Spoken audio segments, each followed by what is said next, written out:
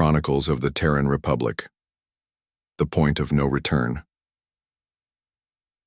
The stars blurred outside the viewport as the Terran Republic flagship Defiant decelerated from its final jump. Captain Mina Park exhaled slowly, watching as the massive orbital structure of Nexus Prime came into view. This neutral station, constructed by the Galactic Concordat, would host humanity's first official diplomatic mission beyond our solar system. "All systems nominal, Captain," reported Lieutenant Han at the navigation console. "We've arrived at the designated coordinates." Mina nodded, adjusting her formal uniform. After decades of preparation, humanity finally had proof they weren't alone in the universe. The development of Earth's first faster-than-light drive had attracted attention, perhaps too much attention. "Communications are receiving a welcome message," said Communications Officer Jiwoo. "They're sending docking instructions." Mina stood and addressed her bridge crew. "Remember your training. We represent not just the Terran Republic, but all of humanity. Let's make a good first impression." The docking procedure went smoothly. As the airlocks engaged, Mina led her small diplomatic team, Science Officer Sung, Security Chief Donghyun, and Diplomat Jiyu, toward the meeting point. The corridor ahead opened into a vast chamber with a domed ceiling, displaying a holographic map of the galaxy. 7 distinct groups of aliens waited at a large circular table. Mina had studied their profiles extensively. The tall, slender Voki, with their silvery skin, the broad-shouldered reptilian Jana, the insectoid Tekka, the gaseous Mira contained in environmental suits, the plant-like Iona, the crystalline Lumi, and the most technologically advanced, the blue-skinned, four-armed Naro. "Welcome, representatives of Earth," spoke a translator device at the center of the table. "The Galactic Concordat acknowledges your arrival." Mina bowed slightly. "The Terran Republic thanks you for this opportunity for peaceful exchange." The Naro representative, distinguishable by elaborate tech enhancements across its blue skin, stepped forward. "Your arrival was anticipated, though sooner than predicted. Your species has advanced rapidly." "We are eager to learn and grow," replied Mina carefully. "Perhaps too eager," the Naro representative countered. "Your development of faster-than-light technology has triggered protocols within our alliance. We must determine whether Earth represents a threat to galactic stability." Diplomat Jiyu stepped forward. "With respect, we come seeking friendship, not conflict." The Voki representative, tall and silver-skinned, tilted its head. "Yet your historical records show a species prone to violence and territorial expansion." Security Chief Dongyun tensed beside Mina, but she placed a hand on his arm. This was exactly what they had prepared for. "Our history, like that of many species I imagine, contains both darkness and light," Mina responded. "We have learned from our mistakes and united our planet under peaceful governance." The meeting continued for hours, with each representative questioning the humans about their technology, governance, and intentions. As discussions proceeded, Mina noticed the aliens' surprise at human responses and adaptability. During a brief recess, Science Officer Sung approached Mina with his tablet. "Captain, I've been analyzing the station's open database. There's something odd here." He showed her images of Earth from centuries ago. "They've been watching us for a long time." Mina felt a chill. "Keep digging, but discreetly."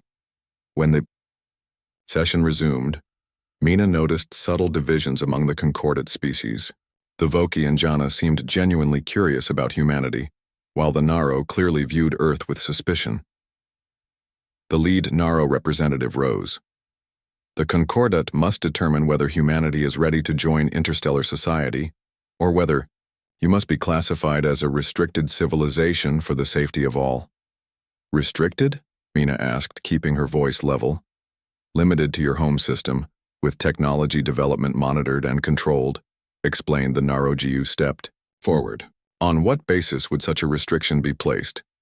"Unpredictability, aggression potential, technological development rate exceeding societal maturity," listed the Naro. Mina stood tall. "The Terran Republic rejects any classification that limits our sovereignty. We come as equals seeking cooperation, not as subjects seeking permission to exist." The chamber fell silent. The representatives exchanged glances before the Voki spoke. Bold words from a newcomer species. Perhaps refreshingly honest, countered the Jana representative. As the first day of negotiations ended, Mina returned to the Defiant. Once in secure quarters, she contacted Earth. Admiral Tay, our reception has been mixed. Some species seem genuinely interested in alliance. Others view us as a threat. And they've been watching Earth for centuries. The Admiral's hologram nodded, grimly. Our worst suspicions confirmed. Continue diplomatic efforts, Captain Park. But be ready. We've activated the Phantom Squadron as precaution. Mina ended the transmission and gazed out at the alien station. Humanity stood at a crossroads. The path ahead would determine their place in the cosmos for generations to come. The morning light streamed through the reinforced windows of the Seoul Underground Command Center. Admiral Tae-soo studied the holographic display showing the positions of Earth's defense fleet. Small blue dots represented their visible ships, while ghostly outlines marked the positions of the stealth vessels, the Phantom Squadron, unknown, to the Galactic Concordat. Any updates from Captain Park? He asked his aide. The negotiations continue, sir. Day 3 now, replied Officer Yuna, checking her datapad. The Concordat remains divided on how to classify Earth. Admiral Tay nodded. Grimly, the fate of humanity hung in the balance, yet most people on Earth went about their daily lives unaware of the cosmic drama unfolding. On Nexus Prime, Captain Mina Park navigated a different kind of battlefield. The diplomatic quarters assigned to the human delegation served as both sanctuary and prison. Outside their rooms, they were watched constantly. The Naro representatives have proposed another session this afternoon, said Diplomat Jiu, entering Mina's office. They want to discuss our military capabilities. Of course they do, Mina said with a tired smile, and we'll tell them exactly what we've been authorized to share. Nothing more, nothing less. Science Officer Sung knocked and entered, his expression excited. Captain, I found something in their historical archives. It's not restricted data, they simply didn't expect us to look. He placed a data crystal on the table, and a hologram appeared showing DNA structures. Human genetic mapping, but not from our databases, he explained. The Concordat has been studying us for centuries, and they've noted something unusual about human neural pathways and adaptability. According to their records, we have potential that exceeds their predictions. Mina studied the images. This explains the Naro's hostility. They see us as a threat. Not all of them see us that way, Jiu noted. The Voki representative Roka asked me several questions about Earth culture yesterday. He seemed genuinely curious, not suspicious. The Jana, too, added Security Chief Donghyun. Their war leader, Han, invited me to observe their training exercises. I think they respect our military tradition. Mina nodded slowly, an idea forming. Then perhaps we need to build on these connections. Jiu, arrange informal meetings with both representatives. Later that day, Mina walked through the botanical section of Nexus Prime. The area was designed to recreate various planetary ecosystems. She stopped by a pool of glowing blue water where the tall, silver-skinned Voki representative stood observing the aquatic life. Fascinating creatures, Roka said without turning. Like your Earth jellyfish, but with rudimentary intelligence. Many Earth species surprise us with their intelligence, Mina replied, standing beside the alien. We're still learning about our own world. That is what interests me about humans, Roka said, turning to face her. Your curiosity, your constant learning. Most species reach a developmental plateau, but humans keep adapting. Is that why some in the Concordat fear us? Roka was silent. For a moment. The Naro believe stability is the highest virtue. Change represents chaos. Your species embodies change. Change can lead to growth when properly guided, Mina suggested. Indeed. Not all members of the Concordat share the Naro perspective. Some of us believe new perspectives strengthen us all. Their conversation was interrupted by a soft chime from Mina's communicator. Excuse me, she said, checking the message. It was from Sung. Urgent discovery. Return immediately. Back in their quarters, Sung displayed ancient star charts. These, are from the earliest concordate records. Look at this system designated Origin Point Alpha. The descriptions match Earth exactly, but from 50,000 years ago. What are you saying? Mina asked. Someone visited Earth during the early human development period, and according to these notes, they may have influenced our evolution. Before they could discuss further, the door chimed. Outside stood War Leader Han of the Jana, his reptilian features set in a grim expression. Captain Park, he said quietly. We must speak privately. Once secure in Mina's office, Han revealed his purpose. The Naro have called for a vote tomorrow on Earth's classification. They're pushing for restricted civilization status. On what grounds? Mina demanded. They claim your technological development rate indicates outside influence, forbidden by concordate law. Han's scales shifted color slightly. But I believe they fear what humans might become. What can we do? The vote requires consensus. My people will stand with yours. The Voki likely will too. That leaves 4 species you must convince. After Han left, Mina contacted Earth. Admiral Tay's hologram appeared, his expression concerned. The situation has escalated, Mina reported. We need to prepare for all possibilities. Admiral Tay nodded. The Phantom Squadron is in position. But remember, Captain, diplomacy before force. That night, as Nexus Prime's artificial day cycle dimmed, Mina prepared her strategy. Tomorrow would determine humanity's place among the stars. The alarm blared through the Defiant at 0300 hours, jerking Captain Mina Park from deep sleep. She rushed to the bridge, still fastening her uniform. Report, she demanded, sliding into her command chair. Lieutenant Han's face was pale as he brought up the holographic display. Emergency transmission from Neptune Outpost 7. They were attacked. The video feed showed destruction, twisted metal and floating debris where the research station had been. Before the feed cut out, strange energy signatures flashed across the screen. Those weapon signatures don't match anything in our database, said Science Officer Sung, analyzing the data. But they appear similar to technology we've observed on Naro vessels. Mina's jaw tightened.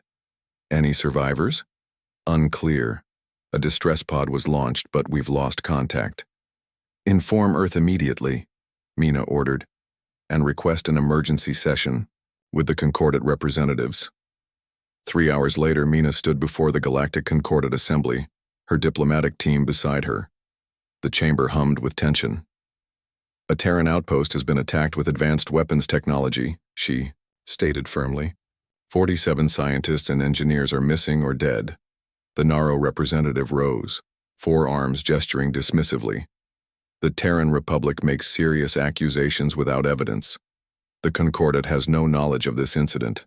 We have sensor readings of the attack, Mina countered, nodding to Sung, who displayed the data. The energy signatures match Naro weapon systems. Murmurs spread through the assembly. The Voki representative Roka stood. These are grave matters that require investigation before conclusions are drawn. As the debate heated, Mina noticed the Naro representatives communicating silently through their neural implants. Something wasn't right. Back aboard the Defiant, an urgent communication arrived from Earth. Admiral Tay's hologram appeared, his expression grim. The Phantom Squadron has intercepted unusual communications near Jupiter, he reported. Encrypted, transmissions matching Naro protocols. We believe they have ships hidden in our system. They're preparing for something, Mina realized. The attack on Neptune Outpost was just the beginning. Exactly, agreed Admiral Tay. I've deployed the full Phantom Squadron as a precaution. After the transmission ended, Mina called her team together. We need to understand the Naro's true motives. Why attack now during peace negotiations? I might have found something, said Sung, displaying data from the Concordate archives. Earth isn't the first developing world the Naro have dealt with. 3 other civilizations reached our level of technology in the past 1,000 years. All 3 were classified as restricted after incidents that were blamed on their aggressive tendencies. They're setting us up, said Security Chief Dong Yun. creating a reason to restrict us. A soft chime indicated a visitor. When the Abwandiam door opened, Roka of the Voki stood outside. "Captain Park," the silver-skinned alien said quietly, "may we speak privately?" Once alone, Roka revealed the truth. "The Naro fear you, not for what you are, but for what you might become. Human neural architecture is unique among known species. Your brains form connections differently, allowing creative problem-solving that our scientists find remarkable." "And threatening?" Mina asked. "To the Naro, yes. They have dominated concordate technology for millennia. Your species represents unpredictability." Before Mina could respond, another visitor arrived, war leader Ha'an of the Jana, his reptilian scales dark with concern. "The Naro have called for an emergency vote on Earth status," he announced. "But there is more you should know. The Naro have eliminated potential threats before." "What do you mean?" Mina asked, dread building. "The 3 civilizations your scientists discovered. They weren't just restricted. Over time, they suffered natural disasters that crippled their development. We suspect now these were engineered by the Naro." Mina felt cold. "They intend to cripple Earth." "The Neptune attack is likely just the beginning," Ha'an confirmed. "The Jana have observed unusual Naro fleet movements. We believe they have placed stealth weapons platforms throughout your system." "Why are you telling me this?" Mina asked. "You're breaking concordate unity." Roka stepped forward. "Because some of us believe the concordate has lost its way. The alliance was formed to promote peace in exchange, not domination. The Voki and Jana will stand with Earth in tomorrow's vote," Han added, "but the Naro hold significant influence over the other species." After they left, Mina contacted Admiral Tay immediately. "The situation is worse than we thought. The Naro have likely placed weapons in our system and plan to manufacture a crisis that justifies restricting Earth." "Then we must be ready," the Admiral replied. "I'm activating Protocol Thermopylae.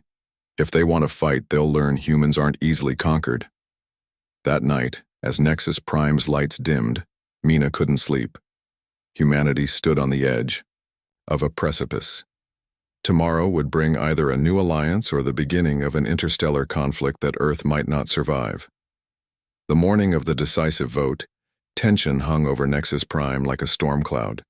Captain Mina Park stood before the massive observation window in the Terran quarters, watching alien ships move through the docking patterns. In just 2 hours, the Galactic Concordate would decide Earth's fate.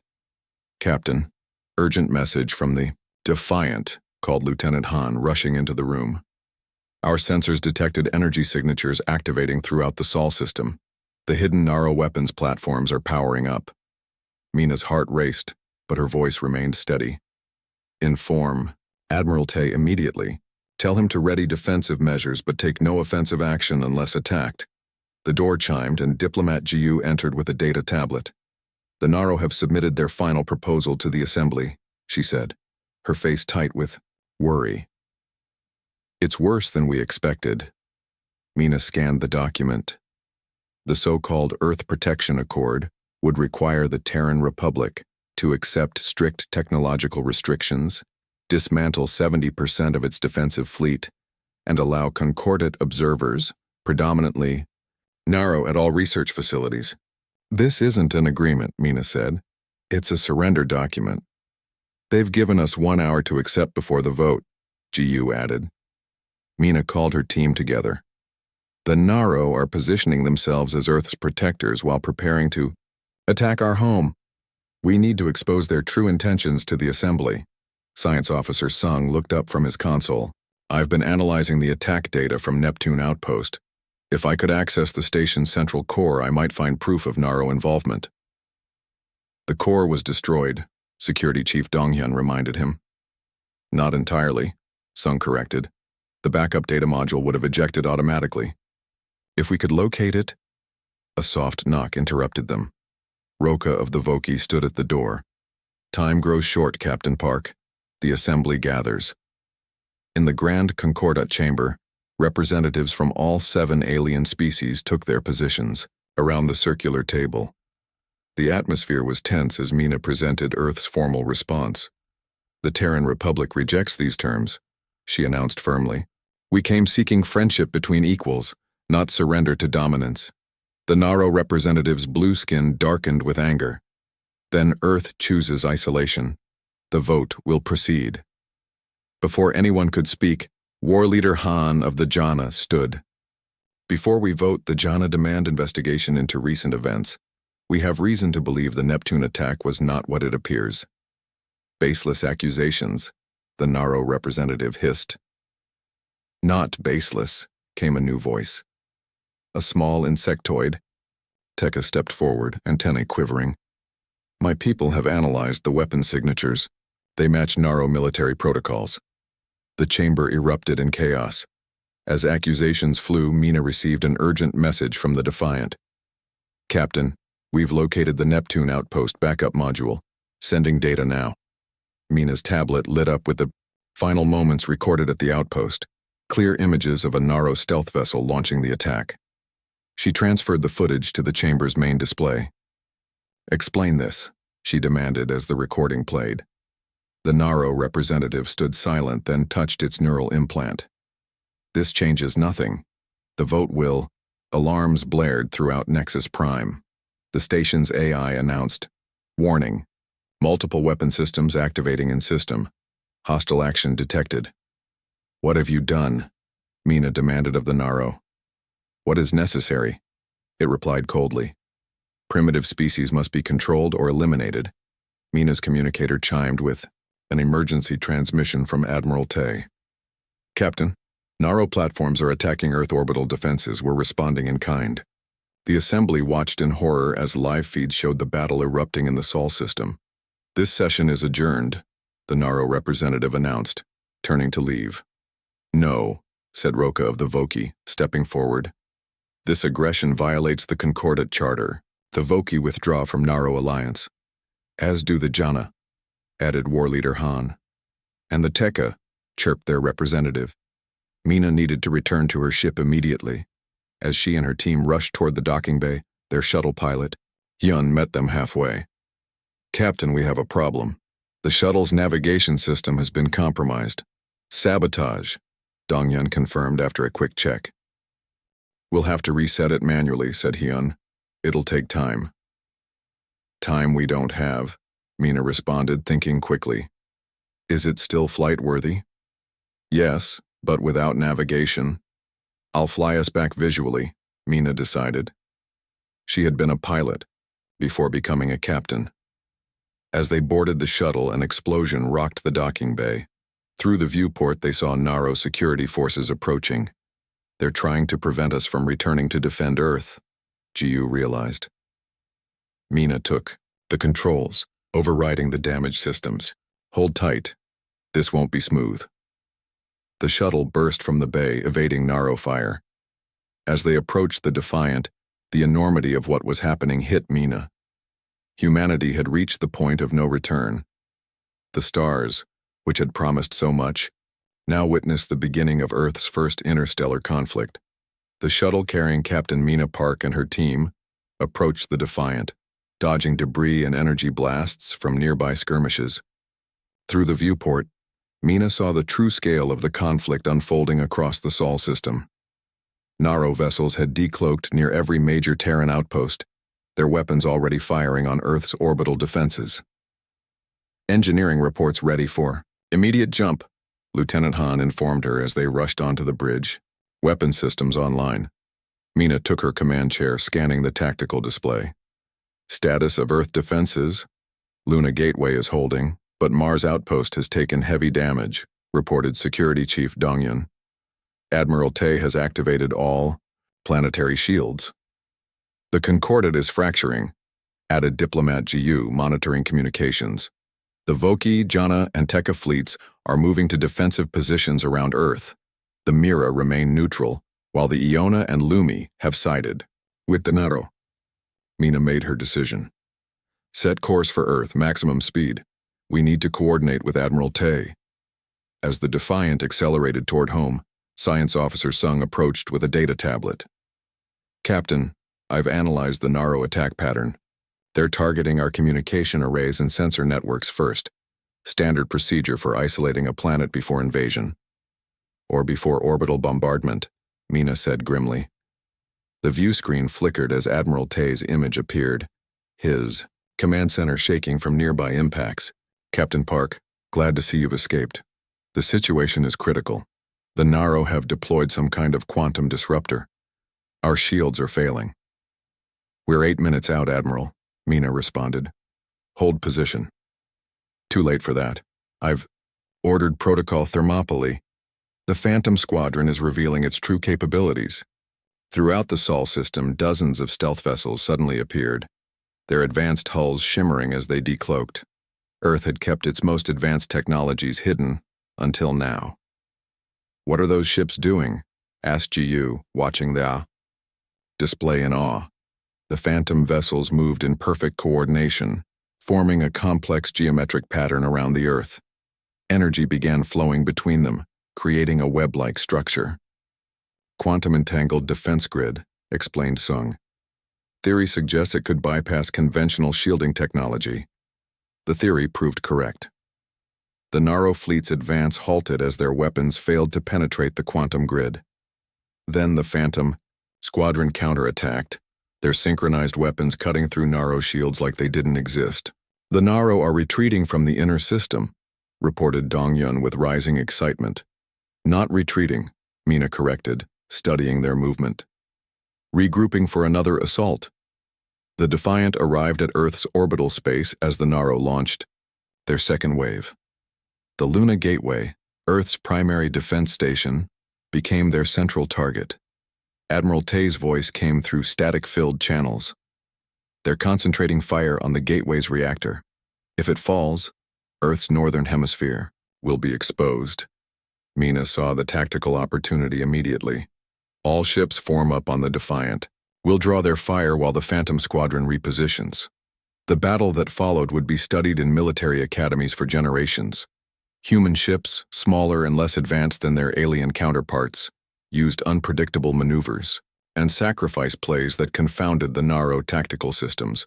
The Voki and Jana fleets, honoring their alliance, engaged the Lumi forces, while the nimble Tekka vessels disrupted Naro formations with precision strikes. At the Luna Gateway, Admiral Tay coordinated Earth's last line of defense. When Naro penetrator missiles breached the station's outer hull, he led the counterattack personally, sealing damaged sections and rerouting power. On the Defiance bridge, Mina watched as a critical Naro command vessel moved into position for a killing strike against the Gateway. Intercept course, she ordered, all power to forward shields. The Defiant placed itself between the Naro ship and the Gateway, absorbing devastating blasts meant for the station. Bridge systems exploded around Mina as the shields failed. Hull breach on decks 3 through 7, reported Lieutenant Han, blood streaming from a cut on his forehead. We can't take another hit.